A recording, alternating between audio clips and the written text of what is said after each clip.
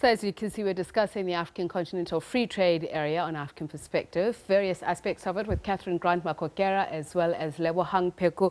So you saw that report from my colleague Sarah Kimani on specifically women and agriculture, what the easy pickings possibly could be for them. Your thoughts on just some of the challenges, but what the projections are.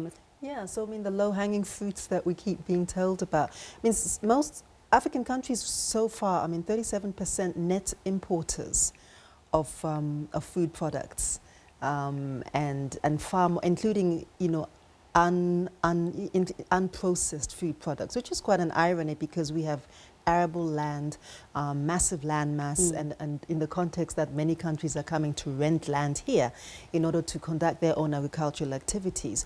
The other thing as well of that is that the AFCTA doesn't necessarily deal with those sorts of complexities of food sovereignty, food provision, and so on, food pricing as well. Where are the inbuilt markets? And this is also because, in many respects, many countries, agricultural boards were dismantled many years ago under, structural adjustment policies and so on. So that kind of central regulatory body and state-centric approach to then enabling there to be an inbuilt market isn't really there. So if it isn't there, it then makes it very difficult for commercial farmers and small-scale farmers on the continent to then begin to be viable.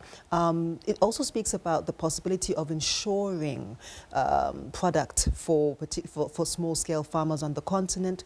This is a contravention potentially of WTO rules because there's food subsidies, agricultural subsidies. So those contradictions again really have not been dealt with.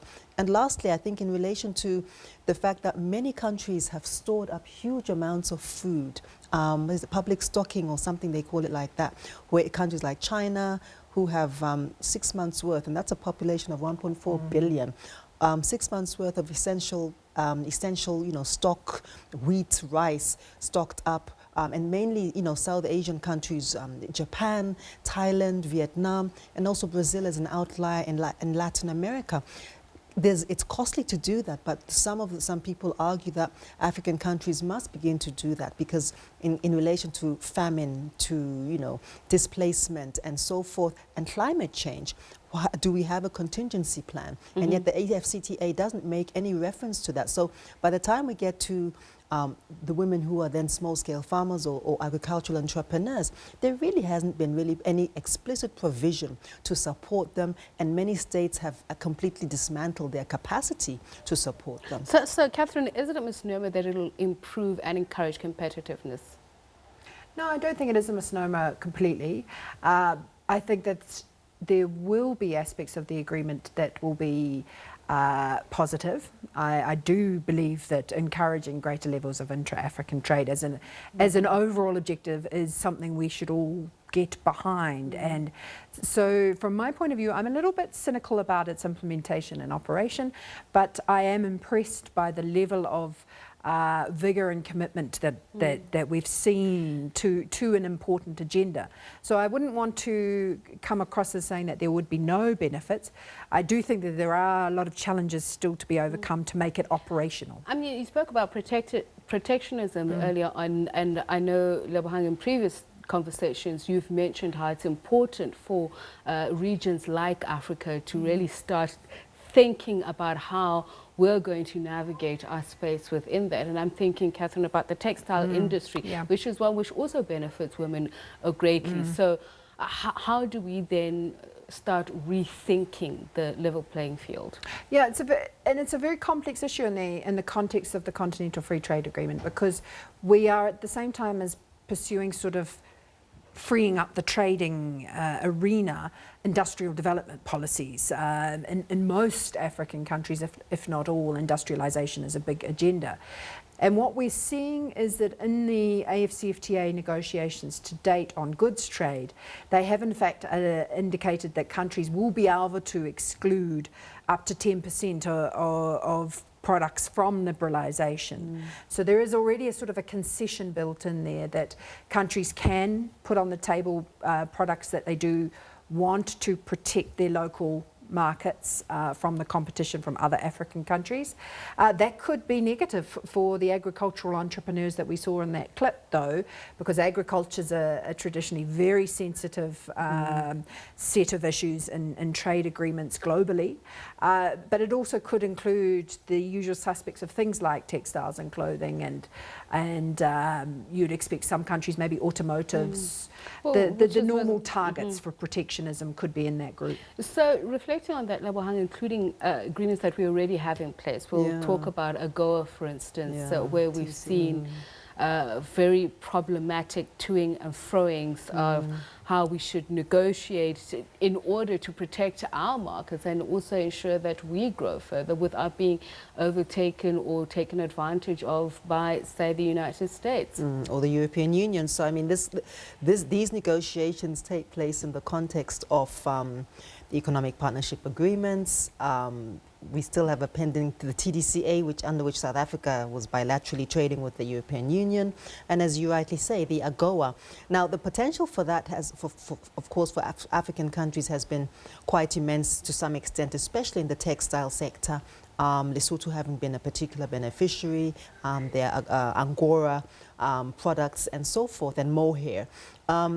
The difficulty with that, of course, is that the competition from other countries, and in the context of a global FTAs, is quite immense as well. So you have Vietnam, which has exported about $17 billion worth of textiles over the last few years, in an era when at a 17% tariff, whereas with no tariffs whatsoever, African countries in total have exported 1 billion rands, so $1 billion, I should say. So already in the scale, in terms of the economies of scale, we are not there's nothing to stop countries like the United States or the European Union looking to other markets who are willing to pay those tariffs and still getting their own return on investment. And we need to think quite carefully about that, because the CFTA does not occur within a vacuum. I agree absolutely that it's very necessary precisely because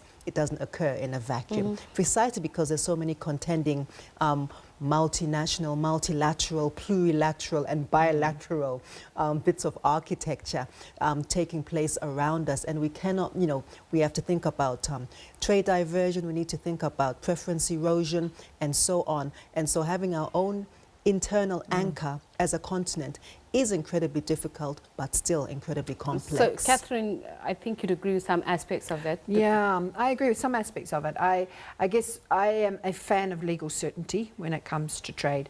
So I do find that the Economic Partnership Agreement is a progressive step forward in our relationship with the European Union in many respects, because I think it did put us on a very certain footing, both regionally within, for example, the Southern African Customs Union area, but also for one or two of the other regions that have secured agreements. I find AGOA to be it's not a trade agreement. It's a bilateral piece of legislation that can be withdrawn and amended at the whim of the US politicians, which we all know at the moment is a fairly whimsical business. So I would like to see, for example, consideration being given to the proposition that African regions should have trade agreements with the US. And so in that light, I think it's critical to get the Continental Free Trade Agreement in place, but to do it carefully at the same time.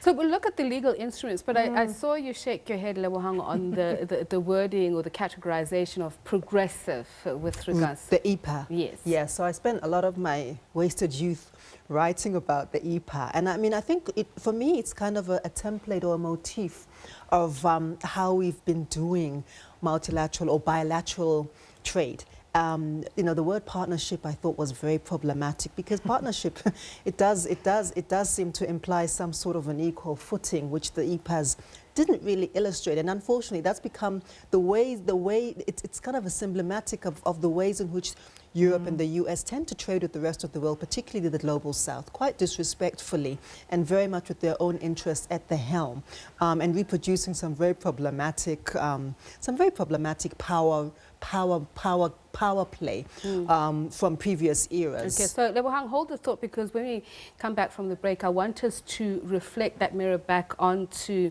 the African Continental Free Trade Agreement and see if those conditions then exist, if there will be equal or power play in that sense as well. Don't go away. You're watching African Perspective.